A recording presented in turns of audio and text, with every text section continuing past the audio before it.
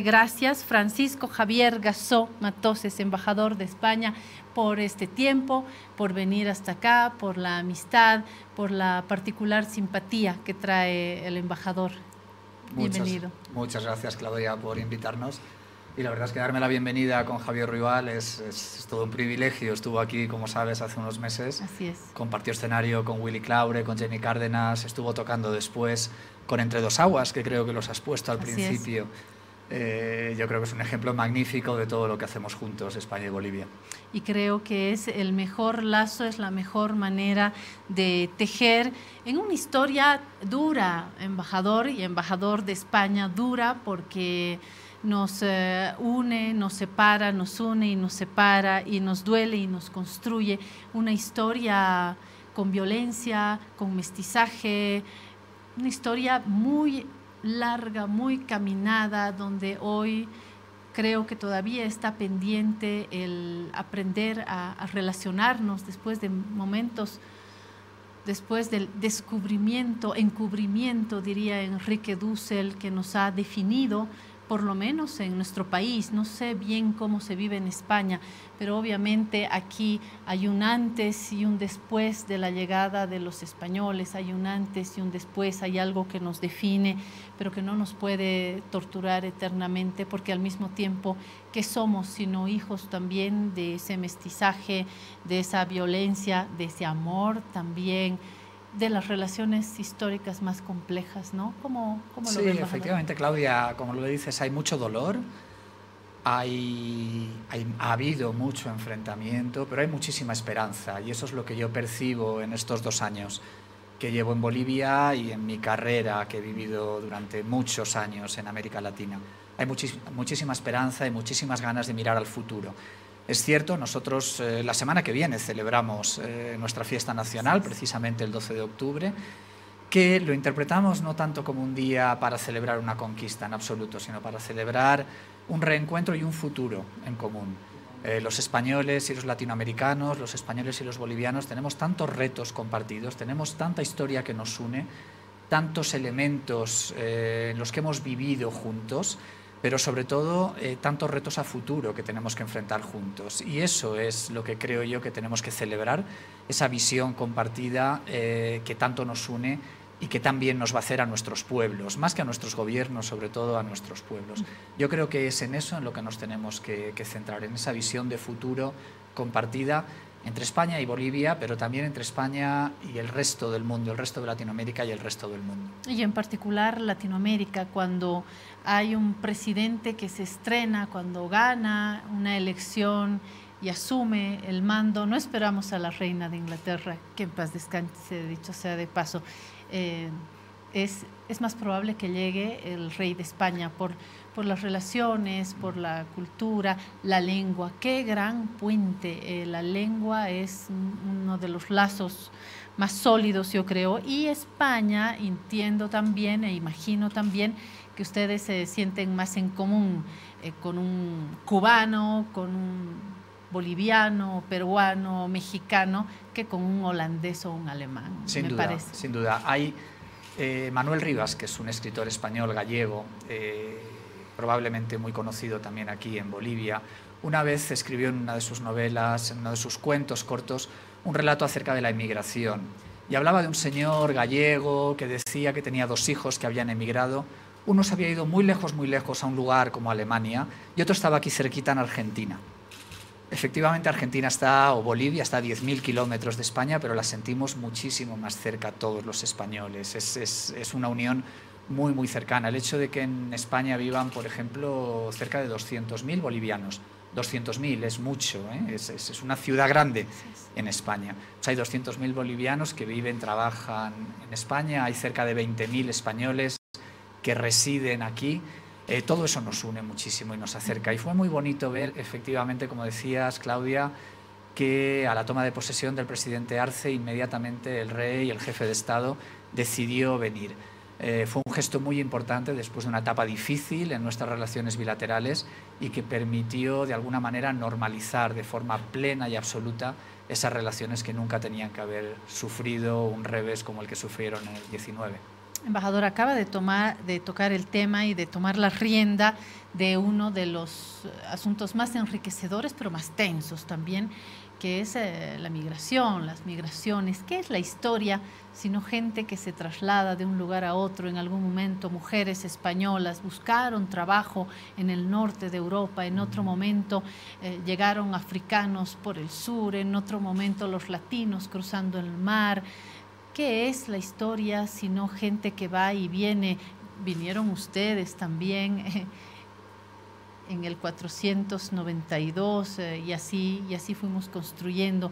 Es difícil, es violento porque hay muchos miedos de quienes se trasladan, de quienes llegan, pero hay miedos también de quienes reciben, hay temores. ¿Qué está sucediendo actualmente? No voy a hablar del conjunto de los caminos de ida y vuelta hacia y desde España, pero sí de lo que pasa con bolivianas y bolivianos que van a España, no siempre con permiso, no siempre invitados, llegan sin papeles, llegan a la fuerza, trabajan donde pueden.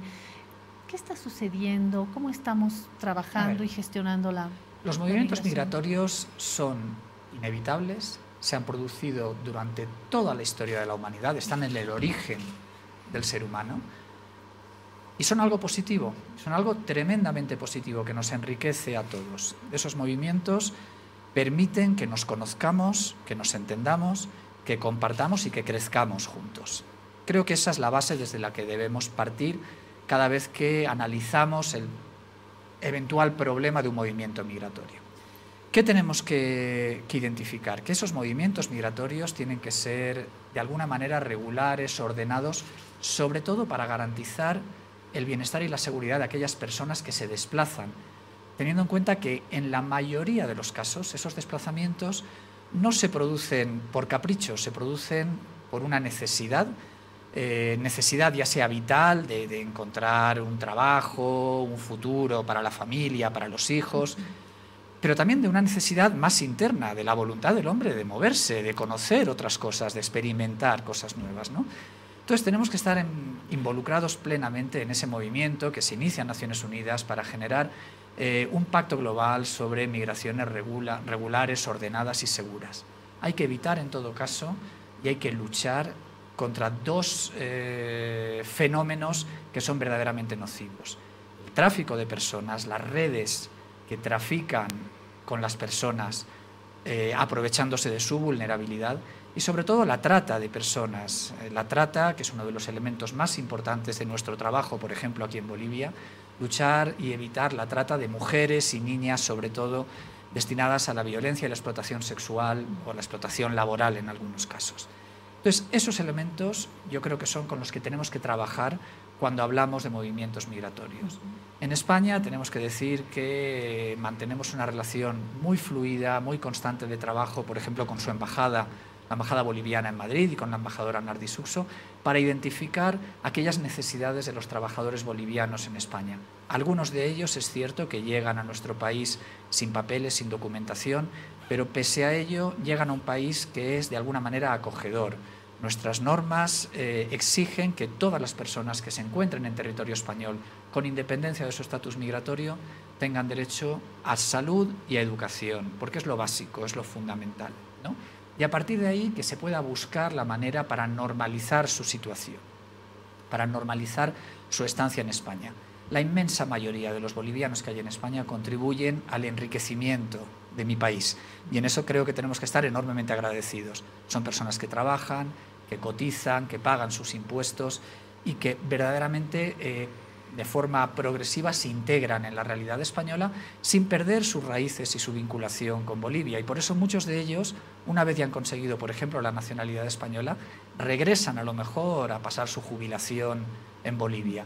Y eso es algo que también, de alguna manera, ese concepto de familias transnacionales, que me parece un concepto muy interesante.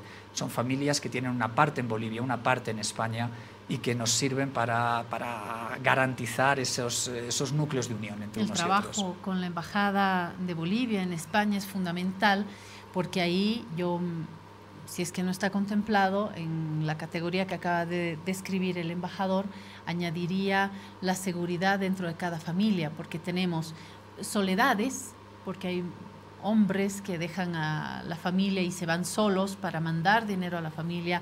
Hay mujeres que parten solas a trabajar para mandar el dinero aquí al marido, a los hijos, entonces acá se queda la familia. Hay estas soledades, pero hay violencias también. Y como hay en un gran número un paraguas de no papeles, no visibilidad, no esclarecimiento, no sinceramiento de una situación, hay muchas mujeres que sufren violencia y al estar bajo un paraguas oculto, la violencia puede ser redoblada. Por eso me parece que es fundamental el trabajo con la embajada, la coordinación pues entre es un tema muy interesante y de hecho tuvimos recientemente una reunión con la Cancillería y con la viceministra de Asuntos Consulares, con Eva Chuquimia y su equipo, para intercambiar experiencias en cómo trabajamos nosotros la violencia de género, la violencia contra la mujer en nuestros consulados por todo el mundo. Nosotros tenemos una política muy clara de lucha contra la violencia de género, de equidad de género, de reconocimiento de todas las diversidades, y eso lo trasladamos también a nuestra actividad consular y trabajamos con las españolas que en Bolivia, por ejemplo, pueden haber sufrido violencia de género. Y estamos trasladando esa experiencia también a las autoridades bolivianas porque ellos nos han pedido conocer cuál es nuestra práctica en este tema para poder aplicarla también en los consulados en España y en el resto del mundo. Y ese intercambio ha sido muy positivo y de hecho se están trabajando, se están generando protocolos de trabajo para que aquellas bolivianas que residen en España, que sufren violencia de género, pero que por su situación migratoria quizás tienen miedo de acudir a las autoridades, se les den los medios, el conocimiento de los instrumentos que existen para protegerlas, porque efectivamente son personas particularmente vulnerables y que tienen que ser protegidas. Y la confianza de ir a su embajada también. Claro que sí. Doy la vuelta a la página, me gustaría hacer un repaso para no perderme de los asuntos que están ocupando la lista prioritaria en las relaciones Bolivia-España, España-Bolivia. ¿Qué es lo que usted tiene, embajador, en su lista como prioritario? ¿Qué estamos trabajando esencialmente entre los dos países? Bueno, nosotros somos fundamentalmente un socio de cooperación de Bolivia. Eso significa que nosotros compartimos con las autoridades bolivianas nuestra voluntad por mejorar la calidad de vida de las bolivianas y de los bolivianos, por trabajar apoyando a las autoridades bolivianas en el crecimiento económico, social, la reducción de la pobreza en Bolivia. Y por eso quizás ese es nuestro principal área de trabajo con las autoridades bolivianas. Estamos ahora a punto de firmar un nuevo marco de asociación país, que es el marco que va a fijar nuestras prioridades de cooperación para el próximo periodo, desde 2022 a 2025, y ese fue el principal tema de conversación del presidente Arce con el presidente Sánchez cuando se reunieron ahora recientemente, sí, hace 2 semanas, en Estados Unidos, en Nueva York, en los márgenes de la Asamblea General de Naciones Unidas. Y esperemos que pueda concretarse una visita en los próximos meses del presidente Arce a España que permitirá firmar ese marco de asociación, ¿no? Que es un marco de asociación con el PEDES, con el Programa de Desarrollo Económico y Social de Bolivia. Ahí se fijan nuestras prioridades en temas de consolidación institucional, por ejemplo, de fortalecimiento del sistema de justicia, en materia de agua y saneamiento, de hacer realidad el derecho humano al agua y al saneamiento, en materia de equidad de género, de lucha contra la violencia de género, en materia de promoción de todos los derechos, en particular de los derechos culturales y del respeto al patrimonio natural y al patrimonio cultural de Bolivia, en temas, por ejemplo, como el respeto al medio ambiente, el crecimiento económico sostenible, la transición ecológica justa. Son todos temas en los que trabajamos. Pero bueno, también hay muchos más, hay temas políticos. Nosotros compartimos habitualmente con las autoridades bolivianas nuestra visión política sobre la realidad del mundo, sobre la geoestrategia mundial.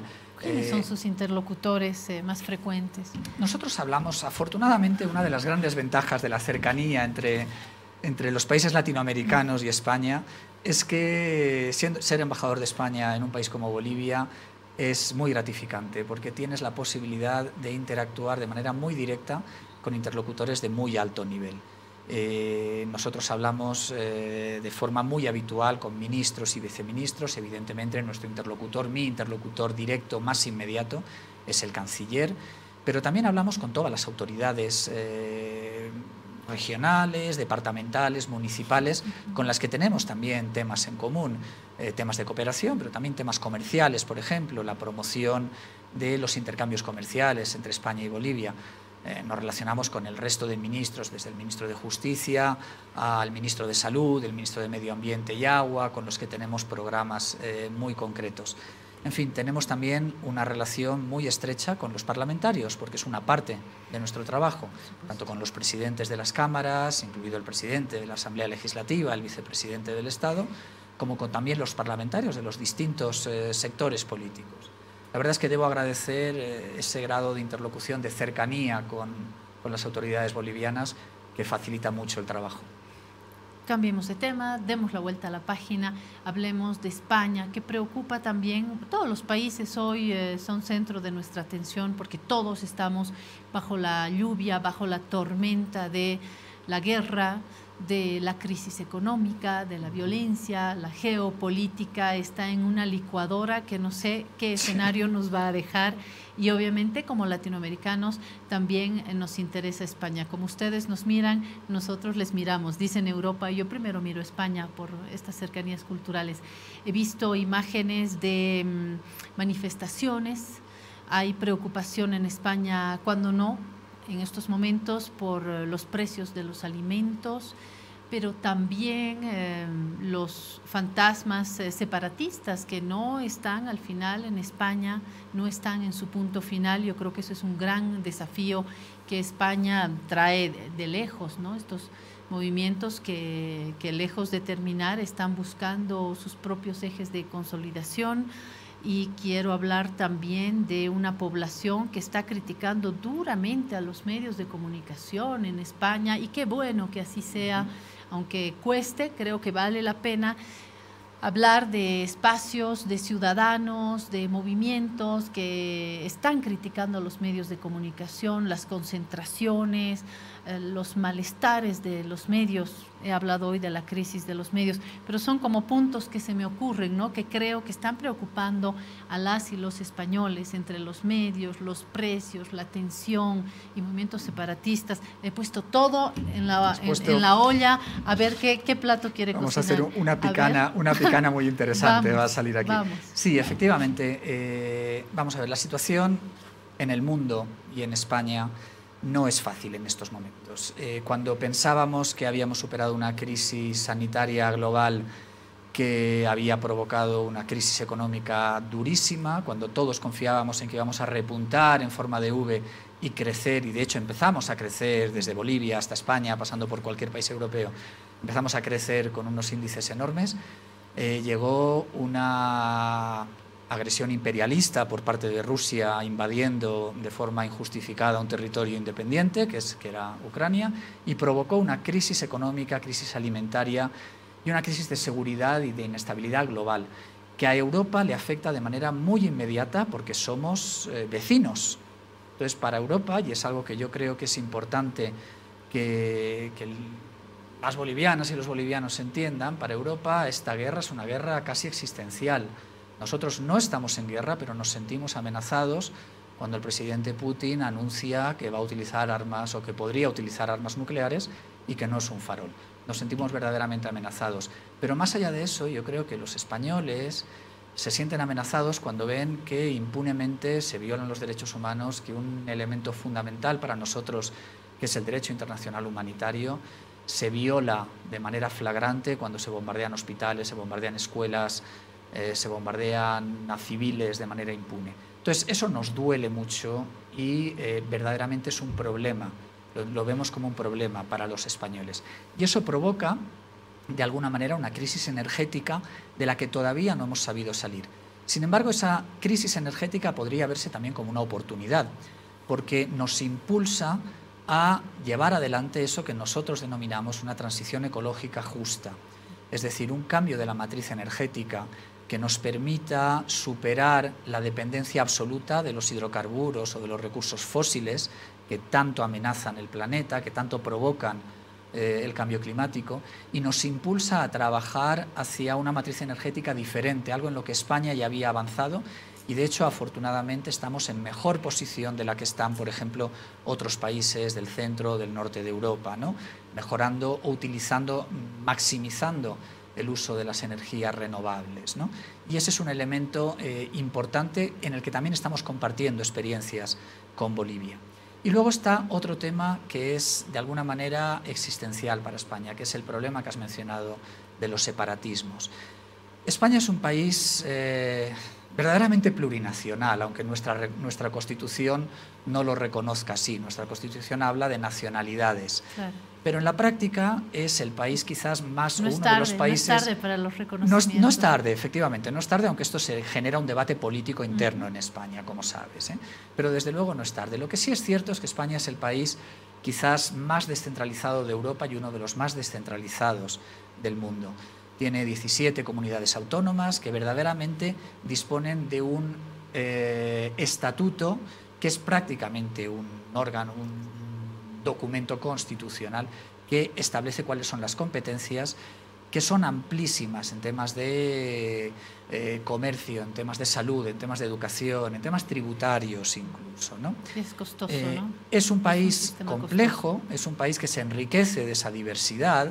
Algunos de nosotros, yo por ejemplo, no soy del centro de España, soy más bien de la periferia. Mi idioma materno no es el castellano, es el valenciano o el catalán. De manera que tenemos sensibilidades diferentes. En eso compartimos mucho también con la visión plurinacional y diversidad lingüística boliviana, ¿verdad? Pero en cualquier caso, después de una durísima dictadura de 40 años, en España se logró un consenso sobre cómo avanzar. Ese consenso, por supuesto, no tiene que ser algo inamovible, pero desde luego si debe cambiarse de forma consensuada y dentro de la legalidad y de forma dialogada. Lo que no puede hacerse es romperse un consenso de manera unilateral y de manera totalmente autónoma. Debe hacerse de forma dialogada con las diferentes sensibilidades que existen en cada uno de los territorios. Y hacia ahí es hacia donde vamos avanzando. Y existe entre el gobierno del Estado y el gobierno de la Generalitat Catalana, por ejemplo, un proceso de diálogo difícil, como siempre, pero un proceso de diálogo abierto que permitirá, estoy seguro, avanzar en una mejor ordenación de nuestra convivencia en todo el territorio. Gracias. Tengo varias preguntas. Lo que no tengo es minutos adicionales. Javier Gassó, gracias, embajador de España.